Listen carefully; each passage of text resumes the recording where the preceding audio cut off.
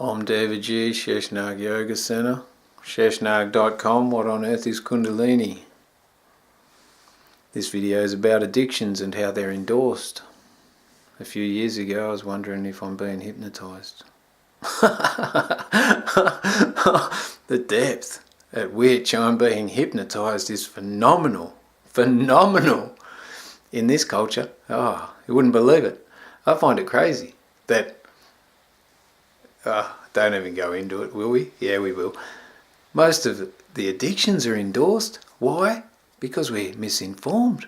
Because we're emotionally manipulated. Because the dominant emotion of the human being that we function on at the moment is fear. Fear of what? Fear of loss, fear of not being good enough, fear of whatever it is. Must be fear because we're so distant from constant acknowledgement and appreciation of our unified reality and the fact that God is a part of our existence. Who knows? That's why there's so much fear, because once you get closer to God and experience God and you know that you're everything, then you can't have fear, because what's there to fear of yourself? Not much, because what's the worst thing that's going to happen? Someone going to kill you, or you're going to die, but you don't die anyway. You only leave the mortal frame. Who knows? But if you look right into hypnotism, shit, here we go. We've got two political parties. Are they just? Who knows? They're backed by financial people. Who's calling the shots? You don't even need a majority to vote them in. All of the voting's rigged. And I say that honestly. Who's going to... I don't know. You can't really hold me for defamation in regards to the world's waking up. They look at the general population. Most of them are waking up to the reality of the International Monetary Fund being behind most things. There's movies coming out, like that one with Sandra Bullock to do with Our Brand is Crisis. At the end of it, the Muppet who won the election was endorsed by the International Monetary Fund. Not to mention the World Trade Bank, but that's not even the point.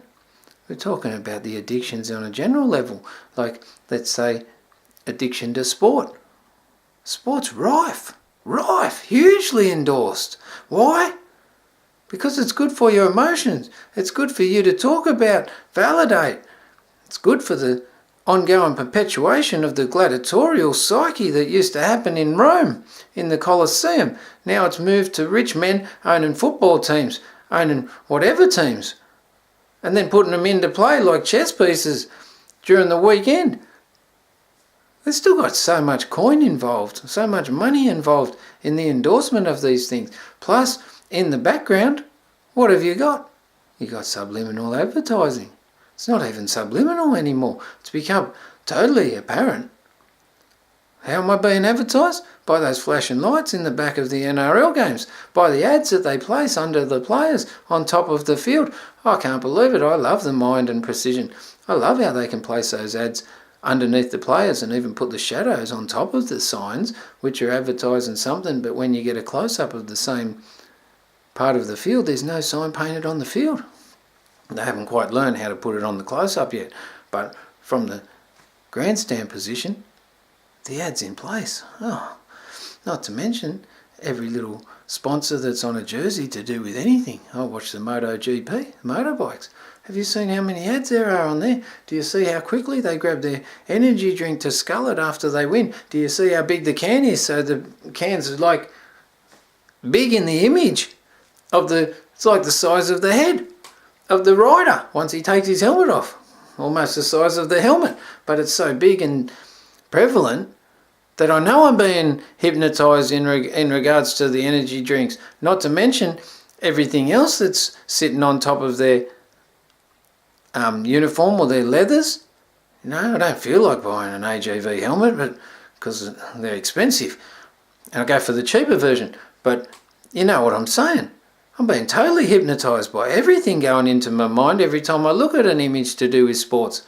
Not to mention, in the newspaper, or everything to do with the news, they normally have a whole lot of bad stuff, and then they have one or two good things, which makes me feel like this: down, down, down, up, down, down, up, down. I'm thinking, oh, keep up with it, OMG. You got to stabilise your emotions here. How can you when you're constantly bombarded through misinformation? I'm thinking, okay. And then my soul's crying out for this yearning, for peace, an experience of homeostasis through my parasympathetic nervous system.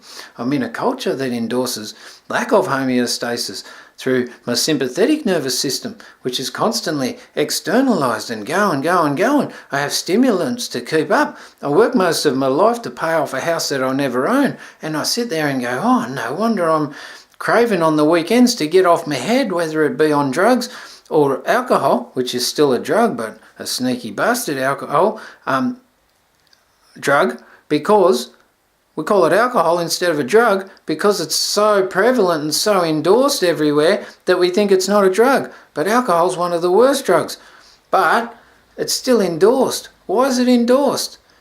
Because we're so imbalanced and living contrary to our human framework that during the weekends our soul's going, give me some time to just not be externalised, focus on money and externalised to do with my obligations. Give me a time to be out of it, time to think of nothing, time to relax, time to be in the essence of everything that there is.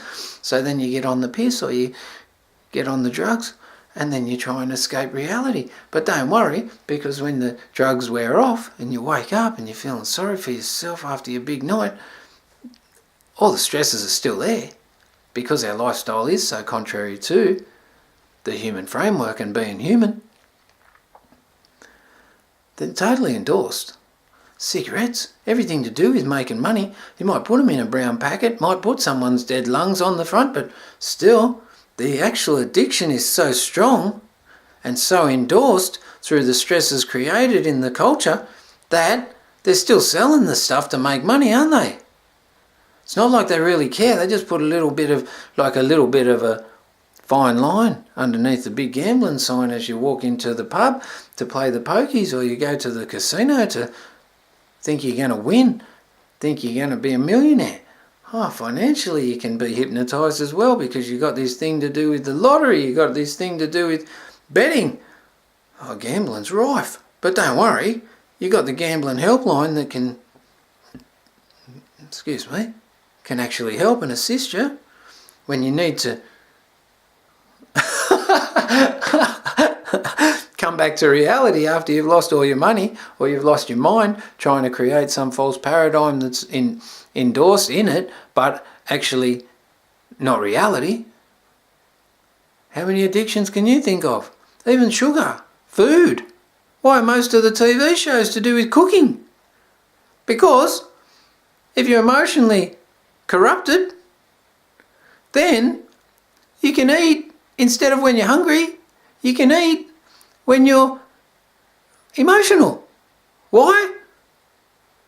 Because it makes you feel better. Something in your head, dopamine, serotonin, I don't know what it is. Or maybe I do. But some sort of drug in your endocrine system will be released through you salivating on some bit of food that's actually got some other addiction in there, whether it be some sort of stimulant in the form of caffeine or sugar. Or there's heaps of addictions, isn't there? Even the one to do with ice cream. You can be addicted to almost any food. And because you're emotionally corrupted, emotionally imbalanced and frail, then you can watch a cooking show, get some really toasty food, be like one of the 3 bloody sloths on there, mate, that are always constantly on a diet because they're not eating when they're hungry. They're eating through pleasure to do with the stimulation of their 6 different taste buds. Oh, far out. Aren't we in trouble? Anyway, there's a whole lot of addictions endorsed. Work's an addiction. Oh, not to mention, I think aggression's addiction too, to dominate people. It's all messy. At the end of the day, just be aware of your own addictions. And then, I don't know if you can be addiction free, try and pick healthy ones. Because everyone's going to look for something in their time of pain to try and bring them out of pain. Whether it's munching on some sugar-coated meringue or having some gambling down at the pub. List goes on. What are you addicted to? Who knows? All I know is that collectively, through misinformation, addictions are endorsed. Try and understand yourself and your own addictions. See how you feel about them. And then enjoy them. Who knows? Go with it. It's a culture of addiction. Peace. Om Namah Shivaya. Har Har Mahadev. Salutations to the great being. Share the world. Peace.